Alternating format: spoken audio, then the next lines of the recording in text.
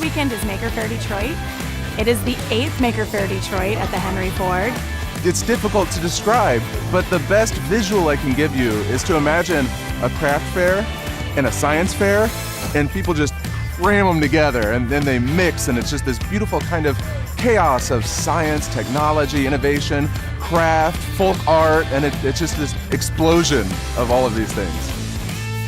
We're inside the Anderson Theater, which for us is perfect. This is a venue where you would expect to hear music, but here at the Maker Faire, you're hearing some weird, bizarre kind of music that's coming out of pure electricity, being used as an instrument itself. Where else could you do that but Maker Faire? Where else could you do that but the Henry Ford?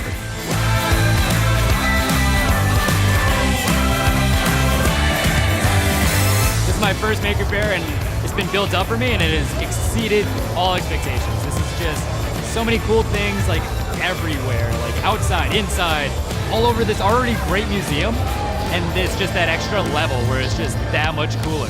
And to be a part of that, to be like, we're doing some cool things too, has just been mind-blowing. It's an honor for us to be here, to be among other innovators and makers, and be at the Henry Ford, which is, the center for American innovation. These makers are a modern-day Henry Ford, where they're not trying to say, look what I made, I have done better. It's, I just did this thing, let me show you how. And we're trying to not just make good ideas better, but we're trying to make better ideas available to everyone.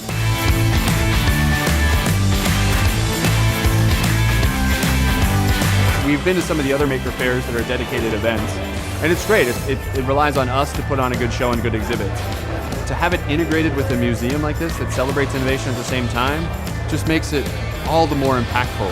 It's not just what we, the makers and sponsors, are able to show and demonstrate, but as people come through, I feel like they're just totally immersed in the same idea with all the other exhibits here at the museum.